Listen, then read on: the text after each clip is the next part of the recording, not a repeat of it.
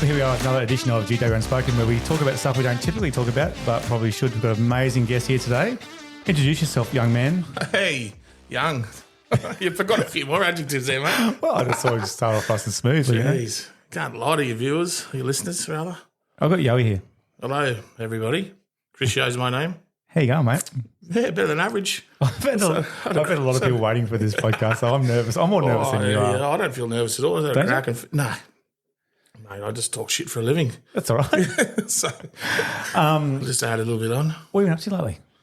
Oh, a bit of a change in my life. I've been doing some relief teaching lately, so a few little, bibs and bobs otherwise, but mostly some supply work, which has been a bit of a challenge. Okay.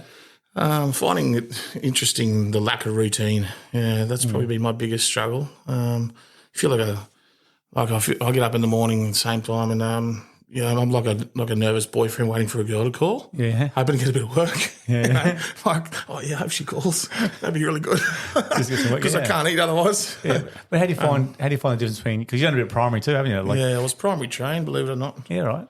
Because I didn't know you was a high school. Like we got a house on fire on a school, obviously on a peninsula, but yeah, you're telling me you're doing some primary, even some preppy stuff. How's that going? Oh, mate. Talk me through a day like that. I think I said to you before, it's like a hot day, it's very humid. They just suck the life out of you from the inside out. Why is that? Oh, I don't really know. I think it's because they're just needy fuckers. Should probably edit that one out. But no, I think it's just all about what you get accustomed to, I think. Yeah. By the end of the day, I'm thinking, if I could probably string a week of that together. Yeah. But having it every now and again is challenging. Yeah. Okay. And there's just, very... in their world, I lost lunch boxes at the end of the day. For me, it's like, mate, we'll find it. It's a 2-second thing, Yeah. So it's all about that cognitive, response as well. But, I've come to just rely on teacher aides and, school officers and also YouTube significantly, Franklin the Turtle's my favourite. Not even joking. I'm watching it home. Do you find yourself getting home and in the car home the Chevy and you start singing these songs? I'm just doing way too fast on the way home. I'd like to see a 40-year-old guy just screaming home like alpha bloke comes just singing that. That'd be unreal. Mate, I don't really know. I'm just like three different people all in one person. I don't know what's happening. But the other day I did a prep class and I just said to the teacher at 9 o'clock, I'm like, have you got any Nurofen? I was busted. You're gone. Yeah, I didn't even have a big night or anything like before. It wasn't a Monday. It wasn't a Friday. I was just like, oh, my God. And then went home and had a cold shower and, my clothes are off quicker than a bride's nightie. I'll just lie down and wake up at 6:30. Oh, yeah. I was cooked. You're done. And it's just, it's sort of like, it's like surfing. If you don't know how to surf, then you don't know what it's like. You know what a feeling. If you haven't done a prep class, so you've got no idea. Oh, mate, that's all right. But that's fun. What is Yoey's background? So go back a bit now. So family, siblings. I'm the oldest of 4. Yep. Mum and dad. Yeah, we were pretty working class, Irish Catholic background mostly. We went to Catholic schools and Catholic high schools, etc. Were your parents teachers? No. All my brothers and I are teachers. Yeah, my sister's too smart for that. She's a bit of a high flyer, working for a pipeline company. She's been in investment companies, etc. I don't have any kids. My youngest brother hasn't got any kids, but my middle brother and my sister have kids, which is great. They're all Uncle again, Uncle Yo, I've got Uncle Friss. Uncle Friss, Uncle Big Dog, the big dog. When I have enough, I just had too many Jamisons. I just chuck myself to bed and leave them out there watching TV.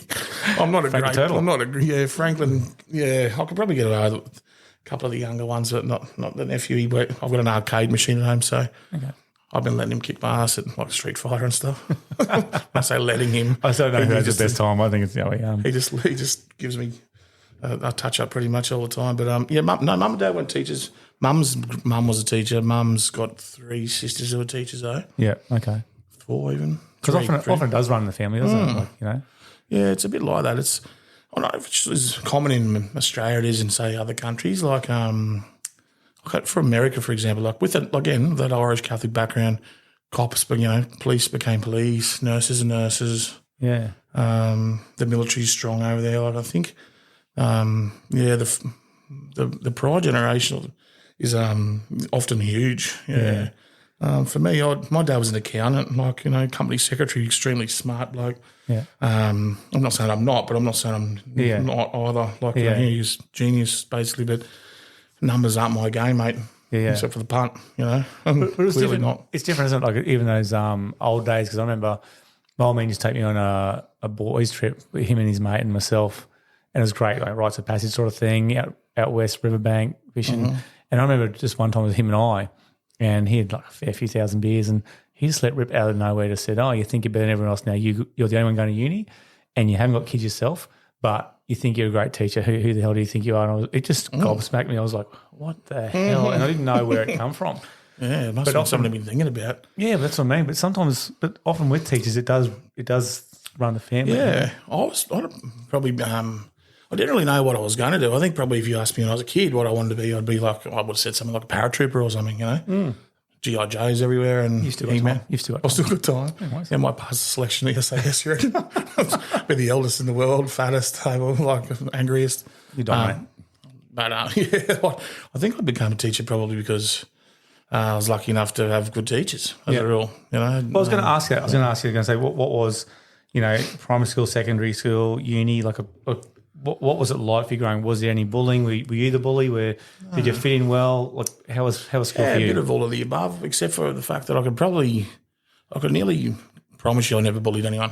Yeah. Which is sort of odd. Like I'm still taking the piss out of people, at work, you see that. But I do that in a friendly way to try and build a culture and a good rapport and take the heat off what can be quite a stressful place. That gets mistaken sometimes for me not caring, being too relaxed. But, I think life's too short. I mean, we go to work to get our money. It's not, I don't live to work.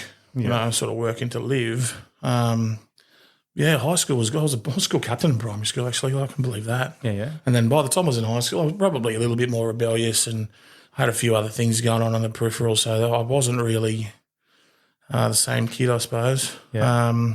And that's sometimes pretty normal, I guess. But a lot of things happen to you along the way, and your journey takes you to different places, and it's not always a straight road. Yeah. That's for sure. And it's not like you're on a straight road. You're starting off doing 60 and you end up doing 200. Yeah. It's sometimes a windy road, and you're doing 200, and you've got to slow down and realise that something's going to happen otherwise. Yeah. So there's all of those things, but bullied a little bit, like no more than anyone else at a boys' school, I don't think, or actually probably a lot less than something else. I think about it. Yeah. Yeah, we actually talked about it the other day. We've got a pretty good crew of mates that catch up quite regularly as best we can, but I'm the only one that doesn't have kids still. Yeah. And we talk about, some of the bullying at boys' schools was systematically nasty shit. Initiation. Hazing, not as bad as like what they played out to be in other schools or other countries or institutions, etc. But just general, regular, like terrible bullying. And that would be no different to any other school. Okay. But from a big family, so you sort of learn to put your hands up a bit. So my reaction was probably like, you can give me a bit of lip if you like, but you'll end up getting a smashed head in, probably went a bit that way, which isn't the right thing to do. You can punch someone in the mouth, like when they're just joking around with you, maybe they come from a big family where they're used to that particular culture. Some people aren't. Some people are just like, I'm used to being teased like that. Fancy, and so it's a bit of a fine line. You got to find the happy medium. And there's a difference between someone having a laugh, taking the piss, etc., than really like bullying you. I think it's a lot different now, though. Woody, it's people bully each other via the keyboard and social media, and a lot of the times the last person to know what's going on is the person being bullied. Like it's gone around like wildfire, and that's right. It's nasty. It's very brave on the other side. I mean, it's not face to face. That's right. So. Yeah, which is just like so ironic. Like, and then you go, I think once upon a time that's what you could have given the bullies back in our days, that they did it to your face. Yeah, generally. Yeah. But again, like it's not until you get older you realise there's there was other stuff going on for them too, you know. Yeah. That's often the case, isn't it? Huge, mate. Yeah. And so what was sort of the toughest thing you went through as a teenager? What do you think was the toughest? Well, there was a little bit of loss here and there, people passing away, etc. But I suffered a little bit of abuse, quite a bit of abuse growing up. Later in my teenage years, from a sexual point of view, with some grooming and then some further abuse there later on. Yeah, mate. Sorry to hear that. No, it's all right, mate. It's I'm the only one, which is not surprising, I'm sure, but it was something that I probably never talked about until I probably in my late 20s, early 30s, I suppose. Yeah. Just compartmentalised it and got on with life, but I wasn't really getting on with life necessarily. Like, it was a lot of things along the way that certainly took a backwards seat, because of that. But it's not until I have been able to gain some perspective and also some I guess I had to have a good hard look, and just start to reflect on things. But I don't say that in a way where I'm looking for excuses, But I want to ask you that, if that's right, because I had a guy on the show, Dino, he's really open about that, and he felt responsible. He felt guilty from what happened, and it took him a long time to get through. We've been vulnerable here, mate. So, if you don't want to share, that's fine too. But has that affected who you are today? Have you let that go now today? Is it still there in the background? Oh, for sure, mate. Yeah, frustration mostly. Yeah, and then from my point of view, no. I don't blame myself or anything like that. I questioned a lot of my own behaviour. Not in a way thinking that I'd done something wrong, but just wondering why, what I'd done to given a bloke like that impression. That's something that I would want him to do to me. Yeah. I think I don't know how to say this without sounding like a dickhead, but I never had a problem getting girls, and I was maybe they were all vision impaired. I'm not sure, mate, but stop it. It's the big heart of the yowie. It's who you are. That's right. So I've always been fairly popular with the opposite sex. Again, I don't say that in I'm not sounding like a tool, hopefully, So I was just concerned, as to, what had got me to a place where somebody had thought that that's something that I would have wanted, having known that was probably my reputation. But then you realise as you get older, it's not about you. Yeah. It's about them and they're bad, That's right. And not the other way around.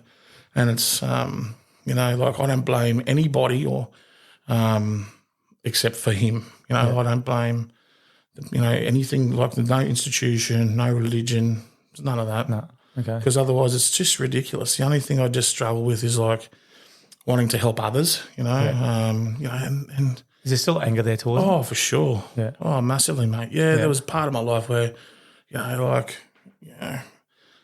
typical Australian bloke, you go out, get on the piss and belt someone, that was common. Yeah, right. Really common for a long time. It was come home with blood and stuff on me, and none of it was mine, or some of it was, other times, and then became self-destructive too. You let someone beat you up, or then you start, with having big weekends that don't end, and you don't want you're sort of just escaping. Yeah, 100%, and it's just like an escape. Yeah, and it's all it is doing essentially is you're destroying yourself. But could you have, or looking back now, would you have done anything different? No, I don't think so. I have had good reflection on that. No, mate, they're pretty cunning, eh? Yeah. They know what they're doing. They follow a pretty shifty paradigm. It's very common. Yeah. And it's, any expert would be able to tell you, it's generally not like a one-off, and it's also not like a random thing. Yeah. They plan it, it's in their head, that's why it's all awful, and it's not, whether it's, male, female, male, etc. Doesn't matter. It's the only person, or the person that has that, that sense of power, etc. is the one that's, in the wrong. And it's, it has affected some of my relationships. There's no doubt about it. I mean, I struggle to let people in, and because I have in the past, tried, and I did once with an old partner, and she sort of just she just didn't believe me. I guess probably because I'd never really opened up before, and maybe had the walls up. Yeah. I don't think she felt I don't think she thought I was being fair dinkum. Yeah. And I was like, oh, well, I'm not going to tell anyone else. Trying to open up, yeah. Sort of try to give you a bit of an insight into a few things here. Like, and you do become compartmentalised in the way that you think, and it's more of a survival sort of mentality, which isn't great. And so no one knew obviously back then when it happened? No, I sort of alluded to it. No, Mum and Dad were pretty shocked, I suppose, and when that all came out, like, you know, they couldn't believe that because I was a really rough and tumble kid and I was had girlfriends and things, so. But, you know, you hear that a lot where the parents also don't want to believe it or it can't be wrong. It can't be right. My parents would have believed it, but like they just – it's not that they didn't believe me. It's just that they could – like it was like something – it was a shock. Yeah, right. You know, like not that they didn't do anything wrong either. Like in the opposite, they were great mum and dad. Like they're legends. You know, like they couldn't have done any more for me. Like or for my other brothers and sister and, you know, and all the grandkids that are lucky enough to be around them now. They're awesome. There's no dramas there. It's more like I think it's because, you know, you think of people that are abusive, vulnerable and weak often. That's often a correlation. No, not at all, mate. Like, but it was just like because of the person, you know, it's and also because it's it was from a sexuality point of view, like it was hard to get my head around that. I'm like, oh, man, that's not shit. That's not, and it was happening to like when, you know, like I was drugged or drunk, you know, a lot of it was happening like that, you know. But now, like you've gone from that to college to teaching, which is like a profession where you have to hold it together. You have to be professional. Like, it's a bit ironic, I suppose. It's crazy what you can do. Like, it's crazy what you've gone through, and that's what your reactions were. But, oh, mate, you're not the first person that said it. Like, and I can't sort of talk too much about some of the things that I've been through, but one of them was difficult. Was that like there was a constant reminder of that person. Yeah. One of my places of employment, and I just feel like my life's a challenge. You know, like everything's important. You know, life's really about challenging yourself. Yeah. I'm not saying necessarily. I'm not climbing Everest anytime soon, mate. You know, and I'm not curing cancer, but I think, you know, it's a challenge at times, you know, to know that you're doing the right thing, and you know, to have that mentality, like that fighter's mentality, where you're not going to let anyone beat you. Yeah, and that's kind of how I am. Like I always say, you know, if you can't be happy with nothing, you'll never be happy with everything. Yeah, what is everything anyway? You know, and when you think about too that, and I love that saying you just said, but it's also like we worked together pretty closely last year. But even seeing you with those boys, like you think about again what's happened to you, and unfortunately that happened, and obviously sorry that happened to you. But you're around young men now, and you're shaping them. Like the footy program we put in with Andy, and you're a massive role model there, and you are obviously all appropriate. Kids loved you; they knew you're a burly blokey bloke, if you want to say that, stereotypically, and you built that culture and that's footy boys.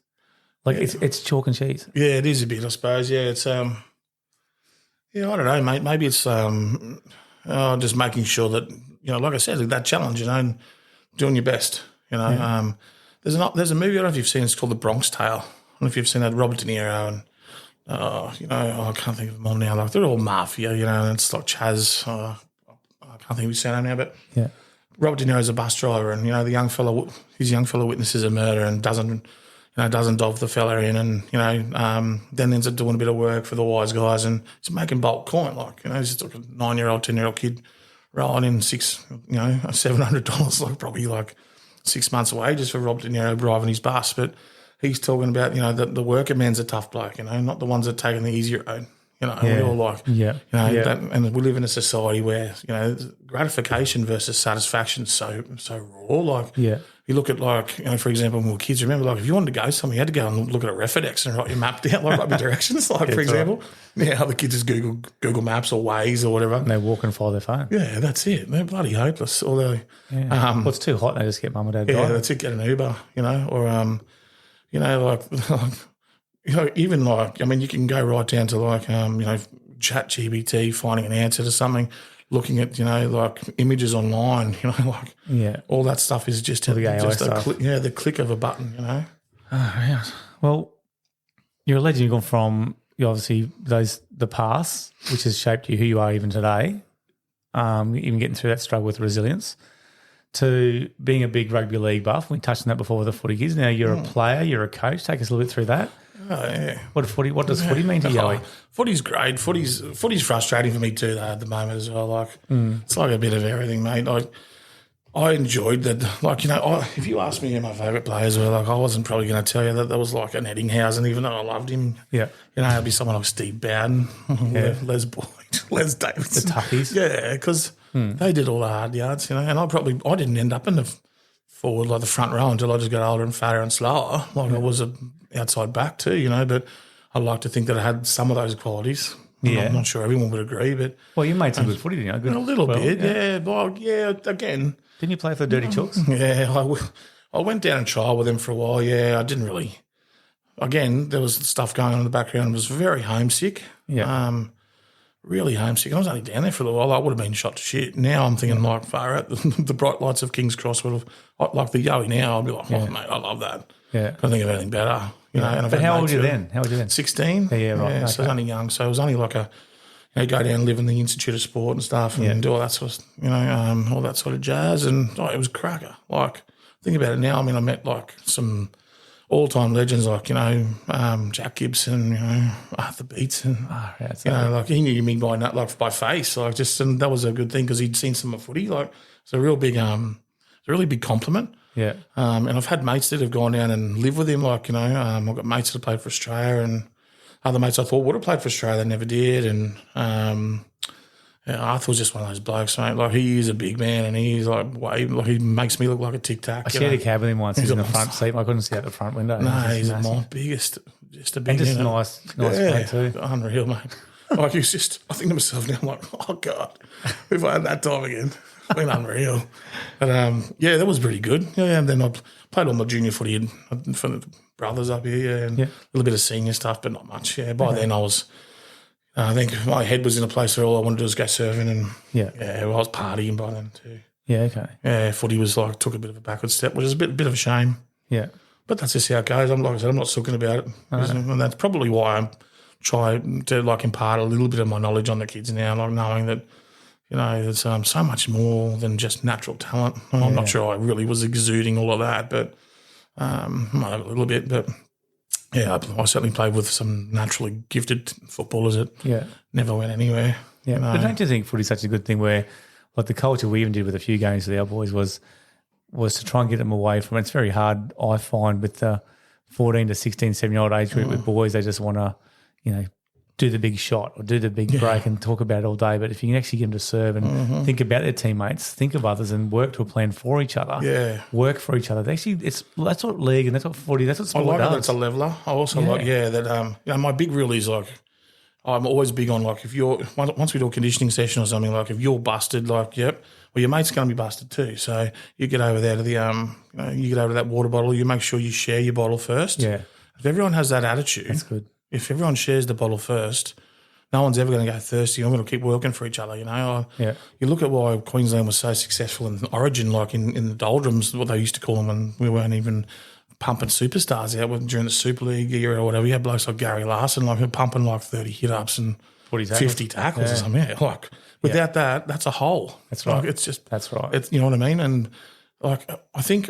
I used to love whacking someone more than probably like scoring a try. Yeah. Because I think that side of like the grittiness, it's not that it's not there anymore, but it's so much more flamboyant now and athletic. It is such more of a spectator sport. Yeah. Someone can just they're taking it to Vegas, mate. So the Seppos are going to get over there and go, what the hell's happening here? And the body shapes are changed now too. Like it's like anthropometrics don't come into it anymore. If you're just an athlete, we'll find a spot for you. Whereas once upon a time it was, if you're 6'4" and 115 kilos, you're in the front row or second row. Now, like that's like some like wingers. It's just it's insane. It's crazy. Well, I think even when we're doing a bit of rep footy for our kids, back in 10 years ago now, it was even Bulldogs would take all the big blokes, no matter what, as long as they're big. And Storm would take people with the levers. They've got long levers that take them. And they take longer to develop. But when they do, it's just like seeing strength. I just love the Storm mentality. Like what Bellamy say once, if they're physically tough and mentally tough, we'll take them. And I remember going to a conference once. There's probably 1,000 teachers there and educators. And he's got a guest speaker, Gene, still fairly fit, 50, 55 he was. And he's like, yeah, we'll take them if they're physically fit and mentally fit. And someone stood up, psychologist said, oh, yeah, but what if they're not quite mentally there, they're a bit young? And he just said, sit down, please. That's our rule. Physically tough, mentally tough. If you're not there, we're not taking you. And she was obviously offended and it was very abrupt. It was like he knew he was going. Like it was, they're on a. There's certainly a puzzle piece there that he certainly created. I think there's been a jigsaw puzzle there for quite a while with those blokes, but yeah, he had the X factor for a while. That's for sure. Crazy. Yeah, I like his stuff too. Like he again, it's a similar theory. Like when he delivers a message, he expects you to run over. You might be gassed or whatever, it doesn't matter. You get your rest while you're listening. So he's got a strength and conditioning background too. So he's always constantly challenging those players. Like, and again, that's the mentality. Like that resilience. Can you accept and process and work through decision making, instruction when you are fatigued? That's right. And your body doesn't really, you don't realise like how resilient and how amazing your body really is. When I did my masters, like that was one of the best things I could see. It's not something that scientists like to delve into too much. That's right. Because it's like all about looking after the athlete, etc. Yeah. But then we get blokes now that contradict those theories, and females too, like I'm sure. But like blokes like Wim Hof, for example, challenging like the ice breathing and cold water therapy, etc. That stuff challenges what norms have been around for like 10 generations. You probably wouldn't have even seen Vikings wear no shoes and walk through the snow. Yeah, that's right. Yeah. So now he's talking about challenging, thousands of years of what we would thought would be like common sense medicine. Yeah. It's like flipped it right on its head. And he's like, the best thing is he's sort of like giving the bird to like all these rats. And I'm just like, mate, you're just absolute shyster. But he's been published and his data's strong and he's had a few books out there. It's not bad. What's we're talking about footy, we've talked about school, talked about your past. I want to know what where's Yo going to be in 5 years' time? Oh, good. Hopefully you're alive still, mate. You're alive. That's the first one. Yeah. Mate. I haven't got a family. I'm not married. That's something I'd love to. I think I've got a bit of a legacy to leave. Love looking after like nephews and nieces or nephew and nieces. Yeah. I love going to school and like making people happy. Look, did I fill that data sheet in properly, or have I emailed that parent 25 times this week? Nah, probably not. Yeah. But have I done my best with your kid? Yeah, 100%. And I don't mean that like I'm being soft. Like I'm not there to be their mate, and I'm a real straight shooter. Yeah. But I also read the room pretty well, Woody. It's probably my strength. Like I've got plenty of weaknesses, mate. Yeah. And I just mentioned a few before. But, one thing I do is read a room well, and I know when to put the foot down and I know when to back off. Yeah. And some people don't get that. And sometimes you know that you're sort of putting your foot down even though you're teetering, but you're trusting your instincts and you're also thinking, oh, maybe this kid's got a bit more push in him or her. That's another thing too, like going back to teaching co-ed, Jesus, that was a good kick in the backside for me too. Learn a lot in a short period of time. Absolutely. Just because I have been teaching mostly boys. You can just be very direct. And I just say, look, when I go home at night, like Friday night, I'm watching 2 games of footy. Probably mates coming over. There's a girl around. I could probably try and cook a bit of dinner or get a bit of pizza. And I'm not thinking about what I did at work because I'm not being nasty. And I don't hold grudges. And that's another thing that's a societal thing at the moment, I believe. Like people do hold a grudge now, and it's like, geez, it's like, if you put a 200 kilo boulder on your shoulder, you can only walk 10 metres, you have to drop it. But if you got 10 little rocks in your hand for the rest of your life, you can hold them there forever. But they'd be driving you bonkers, 100%. Like stones in your shoe kind of thing, So I'm not like that. No. And I don't have, like I said, I'm not perfect and I can play up and I'm be a rat bag totally, but I'm not being malicious, I'm not a nasty bloke. And this is the thing, like if you don't like me, then I don't really give a shit. Unless I've done something to offend you, and if I have, well then, I'd be deeply indignant and I'd be apologetic, But if you don't like me because I ruffle your feathers because I challenged you or because we just disagree, well then that's your problem, because I'm not here to just agree with people, and I don't want someone to just do that as well. Like, I don't want to go anywhere. You touched on before, mate, what to you makes a good mate? Like, what is a good? Loyalty is important. Like probably the most. Yeah. That's probably the most important thing in your partner as well. Yeah. But loyalty doesn't mean that you have to just agree. That's right. Loyalty is really like probably a really dark, like a deep one, like where it's, like taking the path of least resistance is never going to work. Yeah. Sometimes you have to have very difficult conversations with your mates. Like it's challenging, and I've had mates, like I've had them with me, like, times where like my rope's got a bit long, and it's easy to do. Something upset you on the piss or something. Like that's the big one, especially with the past. Like, only one drink will get me pissed, but I'm just not sure which one it is. Yeah, right. And so I have to be conscious of that. Yeah. Whereby, like I said to you before, like, I'm the type of bloke now, I just go to bed. Yeah. Whereas once upon a time, just you'd argue about two flies flying up the wall. Like, it's not really that's not my bag. It's well, something I'm interested in. Has masculinity changed? And if it is, what is masculinity or Yowie? Well, yeah, just because I have the ability to hurt somebody, it doesn't mean I should. That's a big one. It's also important that you don't forget about, it's important. Being masculine and being strong and tough is often not about using your fists or anything like that. It's about using your head, and also about being gentle. You think about like relationship with girls. Like it's easy to break some bloke's nose and it is to break someone's heart. But then you go, well, I've got to be able to be true to myself, and so being masculine is also about being vulnerable and being.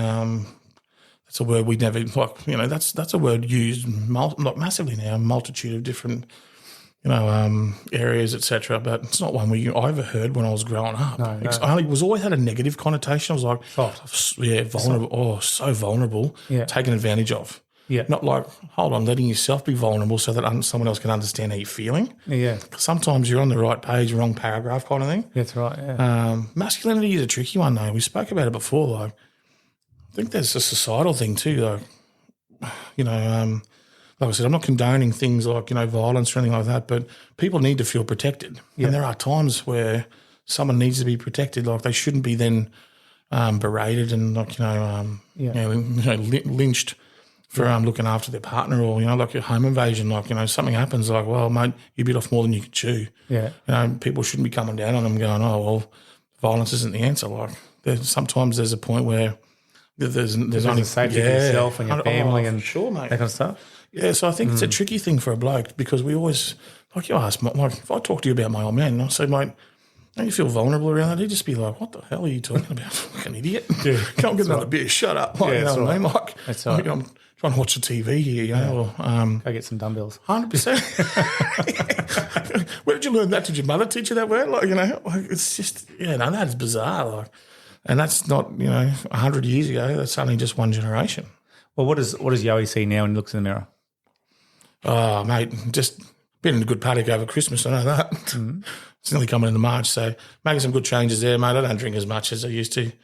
As much beer anyway. Not that I was ever really drinking too much, but I'm finding that like I'm really driven to get back into some more routine and regularity. Yeah. I've already had a couple of days work this week. I've got another couple more and I've already found that like just the that it's not even necessarily security, but it's also like I feel like I'm got that sense of self-worth. But that's right. It's not self-worth even, but you know what I mean? You got something on purpose. Bam, yeah. 2 more days, yep, happy days. Like, what about when you see yourself not just physically? What do you see yourself as a man now? Like if we were going to your eulogy now and we're talking about Yowie, what would people say? Yeah, that's a great question, mate. Like, I think people would 99% of people would tell you that. Would have something funny to say about me, I think, probably something inappropriate. I did a lot of that shit at uni, but still seemingly we seem to still do a little bit of that work and full. Yeah. I don't know, I can get myself into trouble, that's for sure. But no, I like to make people laugh, mate. A lot of people don't know. Like I said, I read the room pretty well, and I can see when someone's flat. And I like to do things like I don't know, like I can take a duty, or I can bring in some food, or. I call it selflessness because I'm doing something that makes me feel good because I'm doing something that makes you feel better. Yeah, that to me last night. Yes, you texted me today, mate, feeling something's going wrong. You're all right. And I just had a bit of a feeling, mate. I wish I could get the lotto numbers. I think you did 2 months ago. Oh, is that what you're after? I thought you were being nice. I was being nice. But I said, you've done that to me as well, mate. Like, another friend of mine's going through a bit of a rough patch at the moment with her mum. She's got dementia, which is just terrible. Tough. And I had that the other day, mate. We, my brother and I went to the pub to get a carton and with his missus, and there was a lady there who was escaped. Oh dear. So trying to find somebody to come and get her. She'd walked like 4 Ks. She had no idea, couldn't talk. So, mate, I reckon people just try to make them feel good, probably, and they would tell an inappropriate joke or story, something, like I'm bad Santa every year, mate. That'll be the tip of the iceberg, mate. So, what's your best quality? Is your best quality? Look, I'm very loyal, mate. Okay. What's your worst quality? Probably a little bit too relaxed. Too relaxed? Yeah. Are you talking about in work, or what are you talking about? Oh, life, mate. Yeah. Oh, yeah. Would you do anything differently if you had your life again? Yeah, well, I did have a girlfriend that won lotto like about a month after we broke up, so maybe would have. I'm only joking there, mate. She was that wasn't going to work. Oh God, what do you think? Oh, look, no, I can't be. You can't think like that. Yeah, there'd be lots. There'd be lots of stuff. Like I don't think I. It's not like I'd change things necessarily, like so that they're different. I think they've all been really important learning curves. Yeah. Try to look at it from a positive point of view, mate. Okay. But, there's certainly things I would have handled slightly differently. Yeah. Well, you talked about that stuff too, about some of the things you went through. But why don't you think men typically seek help? Why don't they seek help? I think it questions like masculinity, firstly, sexuality. There's a bit of that in there probably. Not that it didn't question mine. It just was like a very awkward, like confusing time. Yeah. But can we change it? Can we change males being more open? Oh, yeah, I think the stuff like what we're doing now, mate, is important because if people knew like how much of a bloke's bloke I am, then hopefully if this helps one person, then, I'm pretty stoked, and people are happy to get my email address from you, mate. I'm more than happy to have a yarn to them and let them know what's been going on, and and I mean that sincerely. I struggle with people more than like going through abuse more than my own. Yeah, I really do, and it's happened to quite a few people I know, and I've probably, look, there's stuff I won't talk about, and this, and some of it's been difficult. Like I think I grieved more for other people than I did myself. You know, in fact, I can guarantee I did. Yeah. Just because I think like, I care about somebody so much. You do go through that retribution kind of phase of your life where you want some justice. Yeah. Well, you've been through a couple of losses in your life already, haven't you? Yeah, mate. Unfortunately, I lost one of my great mates like about 8 years to suicide. Yeah, he's not the only one, unfortunately, but he's probably the worst, as in closest, I guess. How'd you get through that? That was tricky, eh? Like, I was looking after other people more than myself, did his eulogy and, you kind of, it was comforting to a degree, like knowing that you're helping others, like through something so shitty. Yeah. And it's a real common thing. Like everyone always speaks about it. And it's not until everything settles, the dust is really settling, that's when you really start to grieve. Quiet moments. Yeah. Mate, like we worked together closely and he'd call me often like on his way home from meetings like late at night, and it was always around the time I used to wash the dishes randomly. And then, months had passed after he died, and then I find myself being in a dark, not a dark place, but like I'd zone away washing the dishes and crying, not talking to anyone, just because it was, and I didn't realise that's about the same time he would have called, or it was just like this innate thing. Yeah, well, I didn't realise it. It wasn't until I just started seeing a new girl, and she asked me why it was around the same time, and it wasn't until I had to like sort of take a step back and have a think about it. Consciously think about it. Yeah. Oh, it was bizarre. Like, and then, I went through like what they call, like it's called delayed grief. Yeah. So it's like it's a diagnosable thing where, and I live, I'm in my little unit at Clayfield. It was like a proper man's cave. It was so good. Yeah. But I'd wake up in the middle of the night and not know where I was. I was disorientated. Jeez. And my flatmate would have to like put me back to bed. Like I was crying, I was just sobbing. Like, I didn't know where I was. I didn't know who I was. I'm like not having any not having taken any substances or not even had a drink or nothing. Yeah, just going to just a deep the mind, sleep. the brain just runs like overtime, mate. So what did you do? So what did you do to get through? Like obviously it's still a pain point for you. I speak about it quite a bit as much as I can. And that does help? Yeah, it does. Yeah. Okay. I've got to be careful how much I drink, but if someone wants to talk to me about it, like I can't I've had like a 2-hour session with you already because I can, but it's limited. Sort of don't articulate yourself very well, and you become quite emotional, which isn't a bad thing necessarily. But a lot of people, it's confronting for people. Yeah. Because I'm, like I said, I'm a bit of a bloke's bloke, and I think that when they see you start to break down and there's something that really hurts you, it's very confronting for people, and it makes them very uncomfortable. So, I had to go and see somebody because I was at a breaking point. Really, work wasn't very supportive, and that's an onion layer of stuff there. It wasn't really just work; it was just a couple of people at work who were in positions where they were kind of puppeteering shit, and they weren't particularly supportive, and I felt very let down in that regard. So I was very angry. Well, especially when you need it most, right? Yeah. So after having been part of a community for a long period of time, you just sort of like that's how I am. Like I don't give to get back, but then you think, shit, I needed something then, so I expected it. Yeah. To a certain degree, but then, mate, I remember I went on school camp. That's right. Got back, and I was getting a haircut, and a mate of mine's missus used to cut my hair, and she was just dicking around, and I had to sit there for about an hour waiting. I'm like, I'm not going to wait a haircut. Sure enough, I did. Looked in the mirror when I got home. It was just a shocker. Bloody go to the fridge to get a beer out. My flatmate's drunk all the piss. Oh, I'm like, here we go. It's just like one after the other. Here come the threes. Yeah, so I'm down the road to get a box, just duck in and whatever. And some Pratt and a Mercs parked me in. Oh, sideways, just so arrogant. So I just sat on his bonnet and waited for him. Snapped his windscreen wipers off. Oh, wow. And he must have been some type of health professional or something because he knew that, firstly, he admitted that he'd done the wrong thing, but secondly, I think he knew that I was about to snap. Yeah. Yeah. So, and then it was like, it's like I said, I started seeing a new girl and she was probably a little bit more in tune to that side of things more than I was. So I got the process rolling there, and I did have to shuffle counsellors a bit too. Like the first one wasn't great. Like she wasn't bad necessarily, but she just wasn't really targeting the crux of the issue. Yeah. And then I found one that worked, and I still see her on and off here and there. So talking does help. Yeah, mate.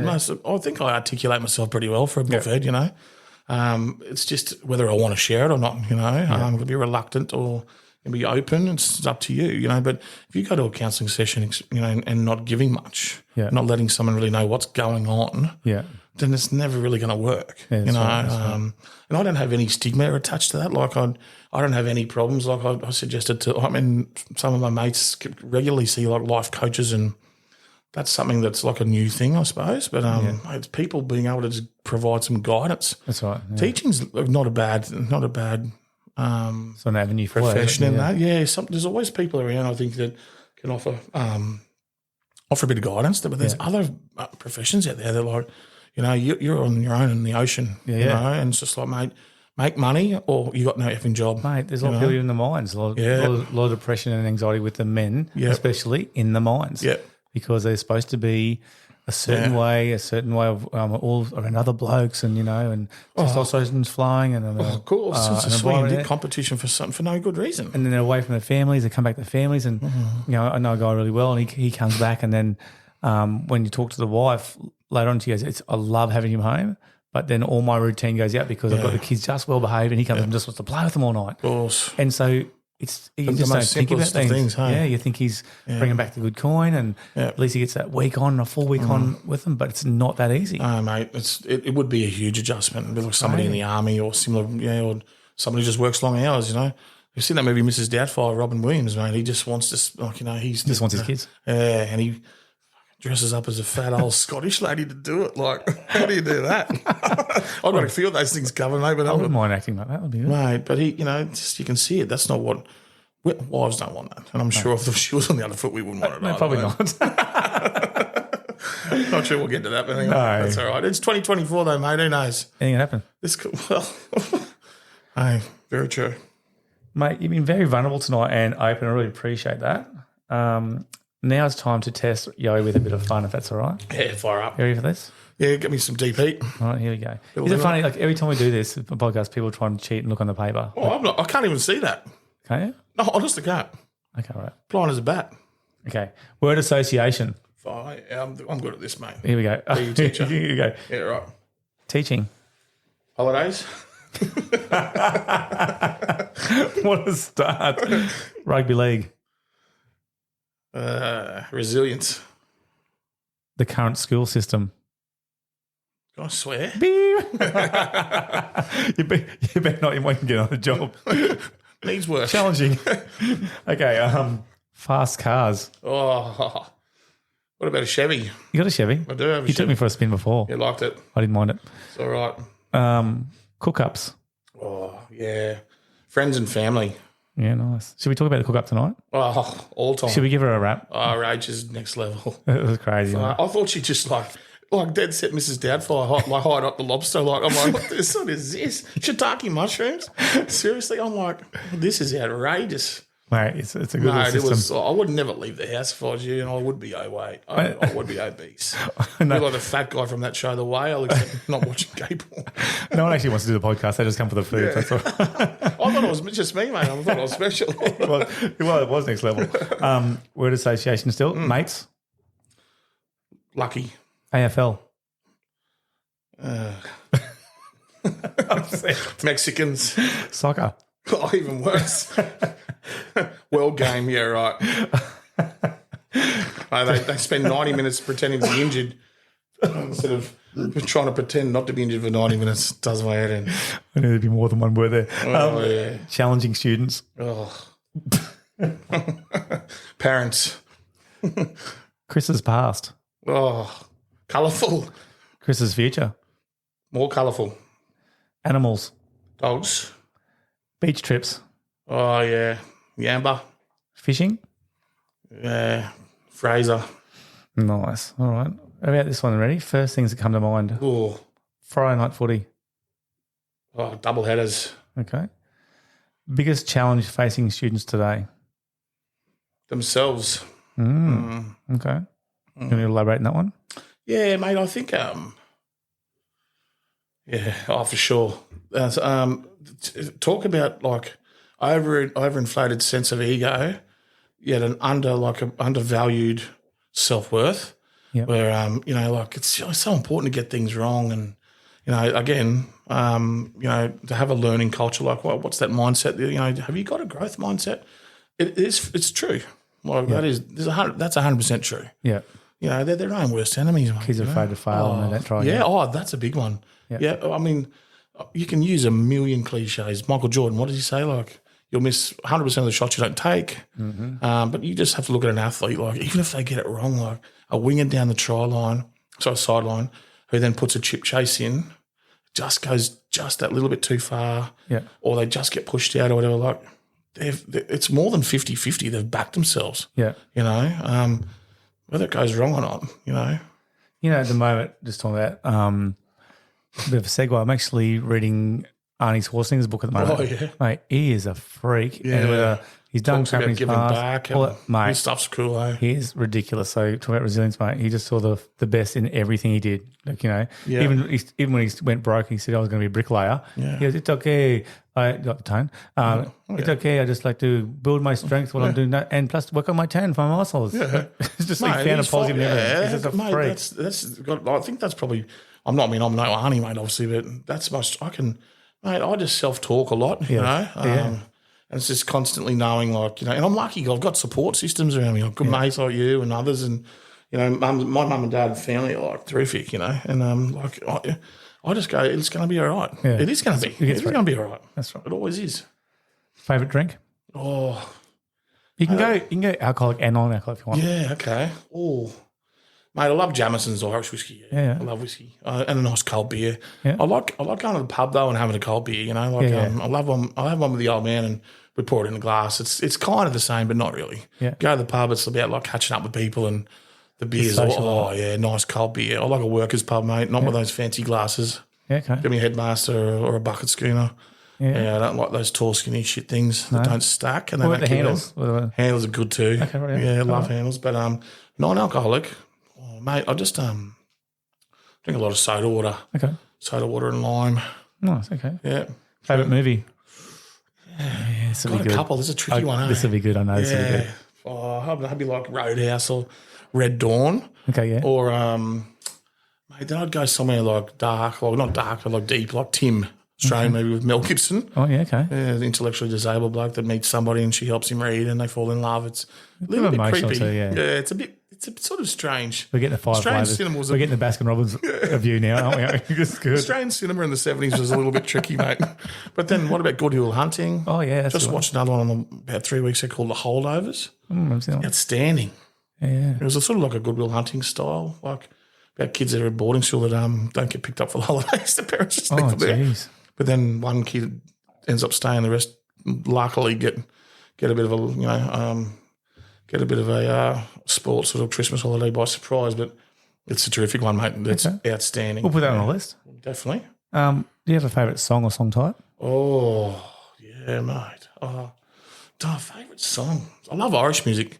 Like the Pogues. I love rebel music. That's sort of in the blood, Okay. But then I love the Righteous Brothers. You've lost that love and feeling. Oh, see? Yeah, all that sort of stuff. You are the five flavours. Yeah, you got a bit of that. Max Merritt and the Meteors. Oh, slipping away from me. Yes, that one. Good. Yeah. We can get a bit of audio here. Background music, good. But I like a bit of old stuff. Elvis, Yeah, Phil Collins. Yeah, I don't know. I'm very eclectic. Yeah, Phil. Like Phil Collins. Not Phil McCracken, Phil McCollins. No, I like Phil McCracken. Yeah. I actually said to him today about Beach Boys. He's nearly divorced me.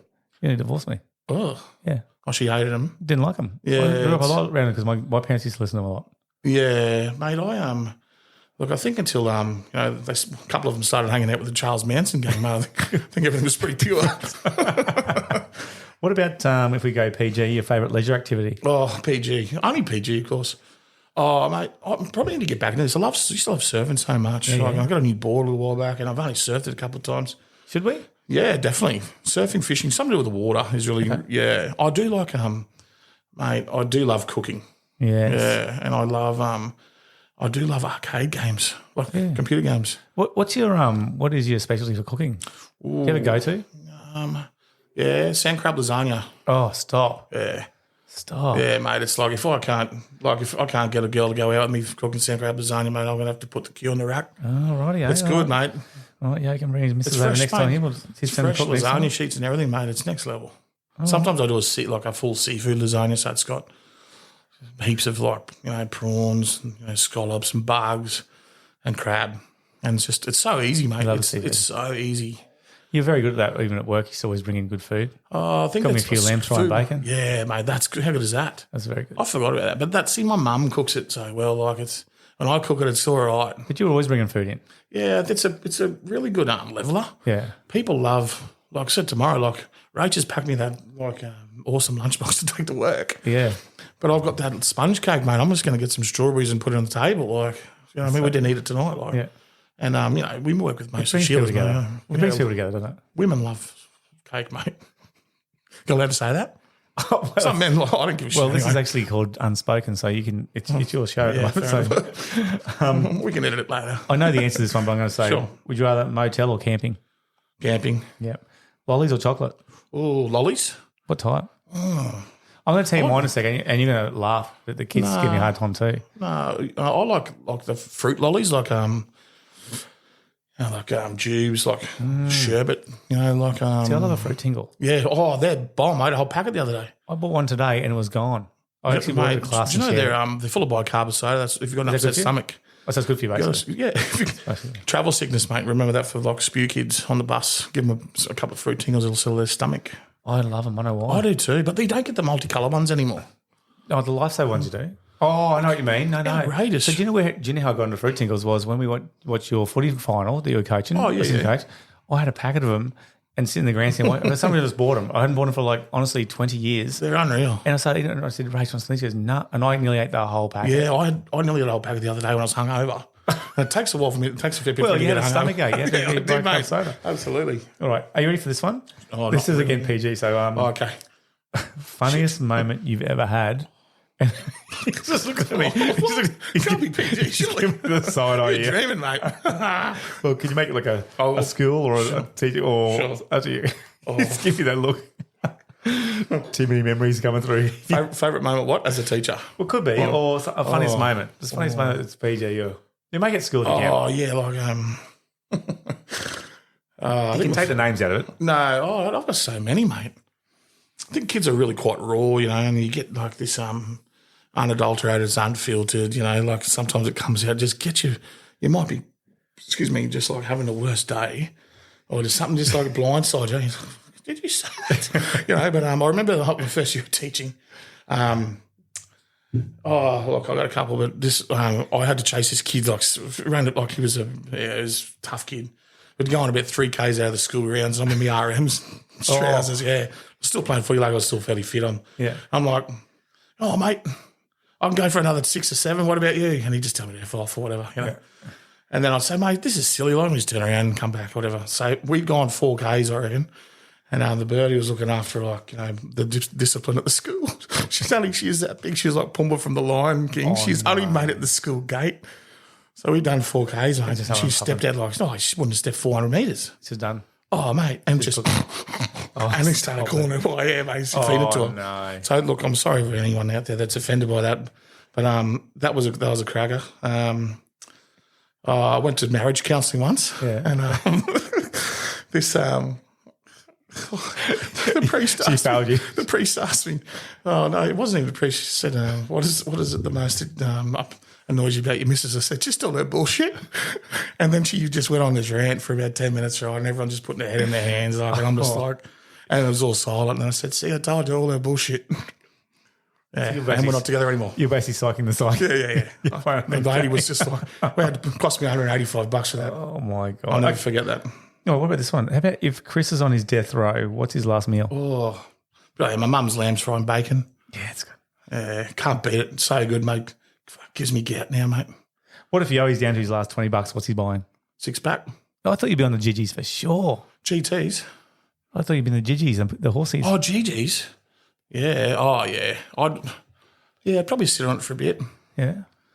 Yeah, I could probably think of it. You got a nose or something. You wouldn't go. Yeah, for sure. You got it. Yeah. I reckon. Oh, yeah, I'd have a lash. Yeah. It's 20 to nothing, mate. Why not? Okay. What about, I love this question for you. I just love hearing the answers. You're always stuck on a deserted island with 3 people. Oh, God. Who's he stuck with and why? Well, they can't be friends, firstly. They're all female. No, I'm joking. Or am I? Jeez. Oh, I'd love to sit down and have on a deserted island. It's a tricky one, mate. It's not just like, hey, if it's having a yarn at a table. You need someone to be pretty decent. Yeah. Maybe like a Bear Grylls kind of. Yeah, he's all right. He's a little bit churchy for me. Not really. That's not really my thing. But he'd kill stuff and eat it for you. It just tastes like snot. But I think I'd probably still eat it. Yeah. Then you'd jeez, what's a tough one, mate? Who's my favourite at the moment? I don't know. Maybe Margot Robbie. Okay. She'd be up there. Oh, it's too many, mate. That's outrageous. Yeah. And then maybe best mates, I'd have to have a mate over there. Okay. Yeah, just have to. So you're everything covered, really? Yeah. You got food, you got love, you got mate. Hopefully. Okay. Not necessarily that order, What about you are the legendary one, you've said a few times tonight in the podcast, of sayings. Oh.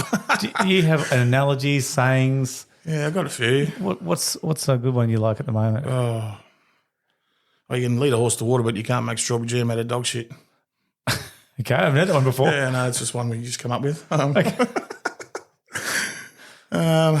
I think I said off like a bride's nightie. Yeah, you do a lot of sayings, though. Yeah. I've started writing a book about my dad. Oh, just a picture book, but it's he's got more euphemisms you can poke a stick at. Has he? And that's the mate, he's unbelievable. All right. But I got heaps. I said, they're not all PGC, Woody, but no, that's all right. I've got one that says someone that's just unhappy, unwell, bit down. I always say they look like if they had a green apple, a can of Coke and a good root, they just die. Yeah. It doesn't make any sense. No, it doesn't. You just know that they're the 3 things covered, mate. You got a bit of nutrients and you got a can of Coke and you got a bit of action. they just keel over and die, mate. They've got nothing. I don't mind the same. We used to say at work, you'd always say something like, where the hell did that come from? That's good. All right. What about a joke of the day? You got any jokes? You're a practical joke, or do you have a joke of the day? Oh, a bit of both. I haven't heard a good. They're not PGA. Okay, all right. Yeah, well, they got one the other day. Kids get me at work, like, what do you call, like, cow with 3 legs, lean beef and all that sort of stuff, I saw this deer the other day, had no eyes. Poor thing, no idea. Like shit like that. That's the primary ones you like. Yeah, that's when I had prep. I'm like, sit down, watch Franklin. Please, I'm about to have a breakdown. This one. I used to run a dating service for chickens, but I was struggling to make hens meet. That's pretty good. That's pretty good. That's what I Googled earlier. Kids got me the other day. I'm like, I gave him a lolly. And you can't do that anymore either. Like, please. Yeah. And then it was just a torrent of shit jokes. Yeah. And then I've run out of lollies. Mate, it's been awesome having you on the show. Thanks for having me. Any closing comments? Anything? No, mate, I mean what I say, and I say what I mean. So, there's no slogans again, see? Oh, it is too, mate. Look at that. See, you just do it without knowing. Yeah. It's not a conscious thing, but no, I appreciate having me on. And look, it's, it's not always beer and Skittles, mate, So it's like the way we deal that's important. And,